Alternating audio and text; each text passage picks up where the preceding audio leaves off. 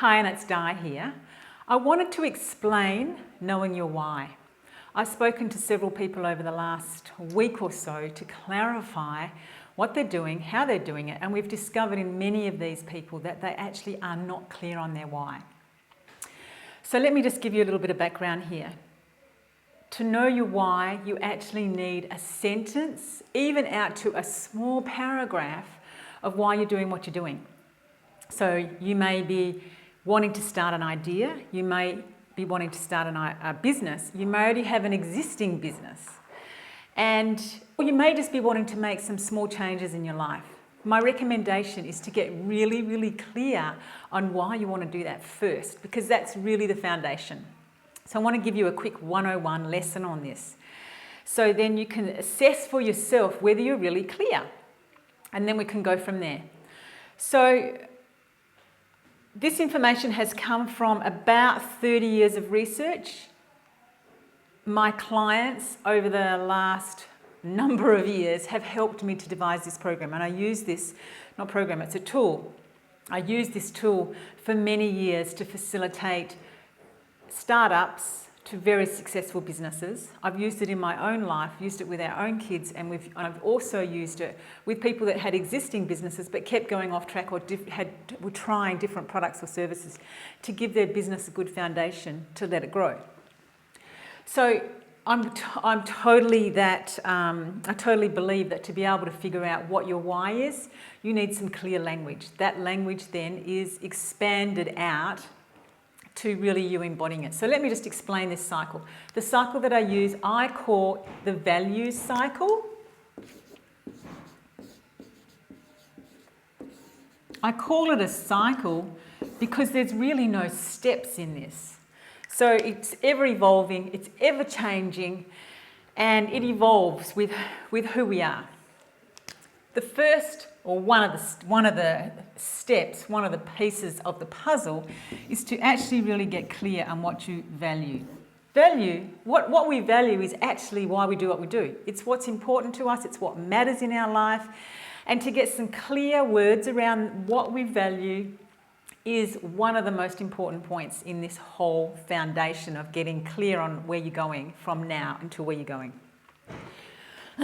So, what a value is, it's a doing word. It's something that we do to create something. So most of us people in this joining the dots, we feel that family is a value. And I hear that all the time. Yes, family is a value, and it's very important to us, and it's very important to me. The more we think family, the more we do family, the more we include people, the more we include our family, the more we have family. So family would definitely be one of our values. My recommendation, and this is a list that we work from, my recommendation is to have 4 to 6 words that are very clear and resonate with you. You work with those 4 to 6 words to create a clear sentence, a clear paragraph which goes into your business plan, which actually then you can start to monitor that what you're doing. So you have your values operating in your everyday life. And I know for a lot of females, family totally encompasses them, and they get a little bit lost in that. So I'm not taking away family at all, and that's why I put it up on the board straight away. But then I would recommend that there's another 4 to 6 words underneath that, that's for you, that you're doing, that matters to you, that we really need to clearly identify. Then you can start to see and have those values operate in your life. So that's number 1. The second piece of the puzzle is what I call needs. Now, we all have feelings, we all have personal needs, and we all know these people that create situations in their lives, often in a negative way, to get their personal needs met. So, for instance, we all know that person who wants to have that extra bit of attention. They may have a need where they want to be included.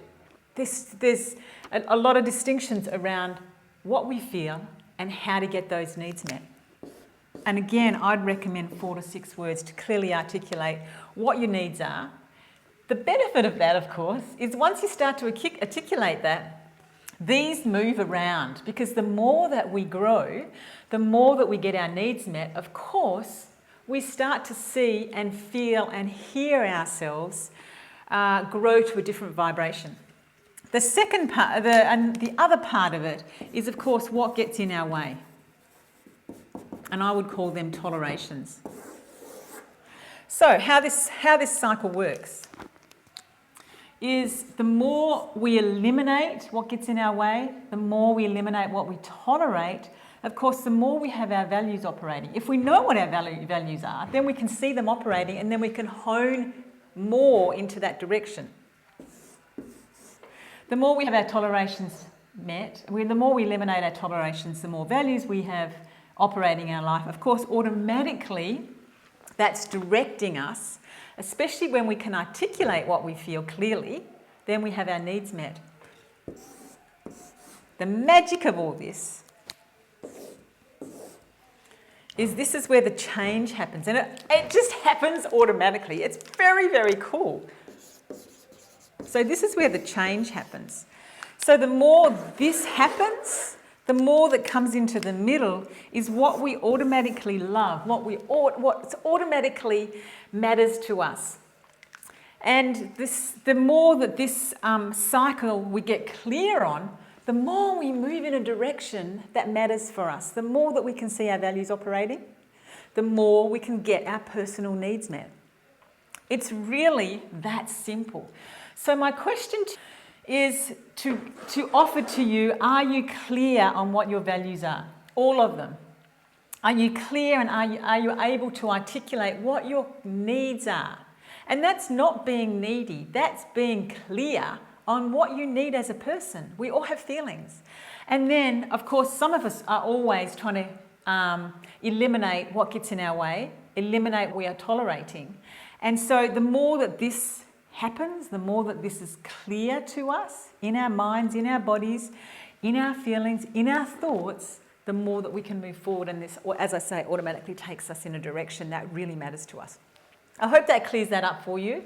As to my research over the last 30 years of knowing your why, knowing what matters for you, knowing what's important to you, and then being able to stay on track rather than going for the shiny balls, looking over the fence to make sure that there's making sure that nobody else is doing something that you think you might want to do.